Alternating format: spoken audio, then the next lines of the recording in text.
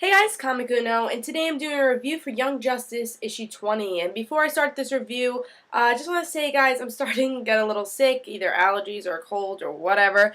But my throat's been killing me, and I've been coughing and sneezing.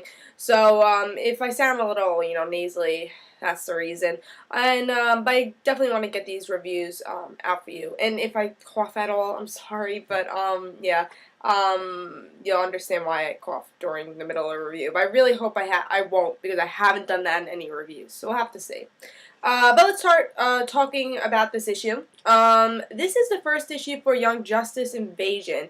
The past 19 issues has been about the first season Young Justice and just like seeing stories that tie into the TV show, and it was really good because we got to see some of the season 1 stories, even though we didn't get to see that on TV because we were in season 2, and season 2 is definitely a lot different than season 1 of Young Justice.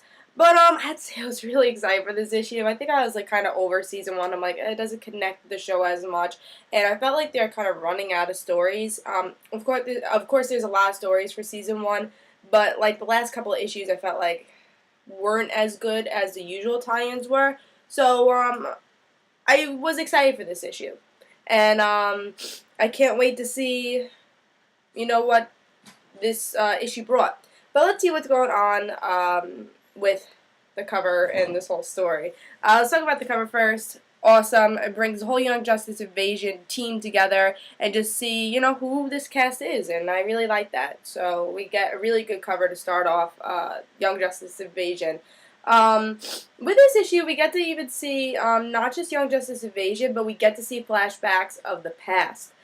We get to see that Dick is kind of a player, which I don't know if I like or not, but I think it's kind of cool. He had Rocket as a girlfriend. Zatanna, I don't know if they're still going on. Seems like friends with benefits type of stuff. And Betty Kane is a love interest also, which we saw in the show as kind of more of a cameo type of person with Gotham Academy. And we also get to see a lot with Superboy, Miss Martian, like kind of the past with Garth and them visiting. And one really cool touching moment, which I'll talk more about later, was with Clark Kent coming into Garth's mother's kind of perimeter kind of house to interview her about stuff. So there's a really good moment in that.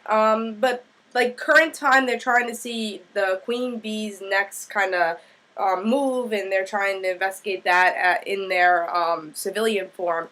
And so we get to see a lot of flashbacks between that, and yeah, so we get to see Wonder Girl and Dick try to recruit Blue Beetle.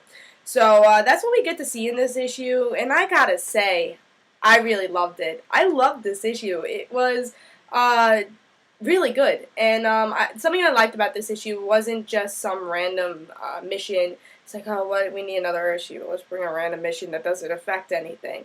This actually tied into a series really well. It actually defines a tie-in.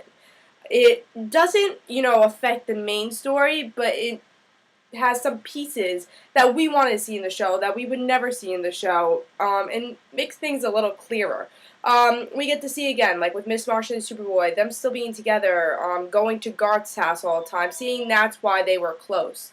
And I really like that. I have to say, I really enjoyed that, and I like seeing the past, is again to see Miss Martian and Connor actually together, and maybe we'll get to see scenes of them like breaking up, or how Garth and Miss Martian got so close, like we did see in this issue.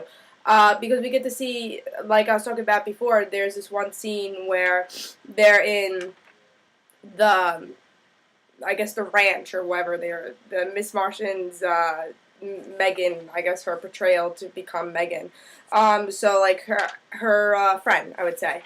And they're at the ranch, Garth's mother, and Clark Kent comes into the ranch and says, oh, so who are these people? So I go, this is my son Garth, and this is my daughter Megan. It's like, really? It's like, yeah, really. So we get to see how close they were, because we get to see that in episode 2 of Young Justice, of how close Garth and Miss Martian was. So in this, we get to see a tie-in of see how close they really did get between, season 1 and season 2.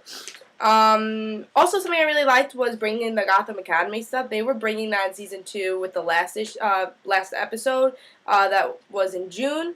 And now we're getting to see Betty. You know, she was in Gotham Academy, kind of seeing references to that, and actually seeing that Artemis knows Dick's identity, which I really like. And I hope we get like a tie-in issue, seeing how she kind of figured it out. Because one of the things in season 1 is that Dick always hid his identity, and no one knew his identity except I think Kid Flash and Aqualad.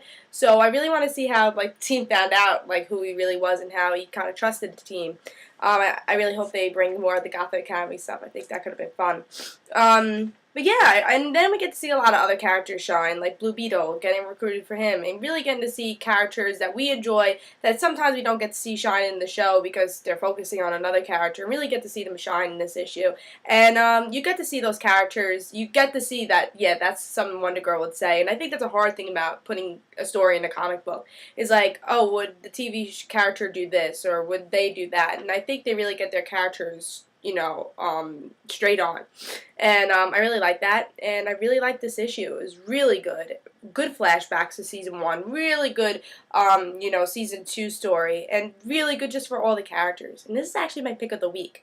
I know it's like Italian, you know, TV show, comic books, like, oh, this is not great, but it actually was really great. It's my pick of the week, and I give it 5 stars, and you have to pick this issue up. If you like Young Justice, pick it up. It's a really good tie-in issue, and it gets us excited for next week. For next Saturday, Young Justice is returning. So it reminds us why we love Young Justice, and I think it is a really good issue to bring us, you know, back to the show after a 3 months hiatus. And I will have a review for that that episode, you know, when it airs. Probably a couple hours after it airs, just because I'll probably be sleeping. But, you know, it's the weekend. But I will be taping it, and hopefully, you know, only a couple more hours, like 2 or 3 hours after, I will have the review up. So I will have the review up for that episode, and of course every episode that comes after that. And yeah, so pick this up. This is a really good issue. I give it 5 stars, and this is my pick of the week. Hey guys, this is really good. If you love this show, don't like this show, watch the show and then read this issue. But it's pretty much for Young Justice fans. But if you don't read the comic book and you like Young Justice, read this issue. It's a really good start to you guys kind of getting into this tie-in series. So again, this is my pick of the week. Hope you guys enjoyed, guys. This is Comic Uno. Guys, don't forget to follow me on Twitter for Comic Uno and the Random Situations. Hope you guys enjoyed, and see you later. Bye.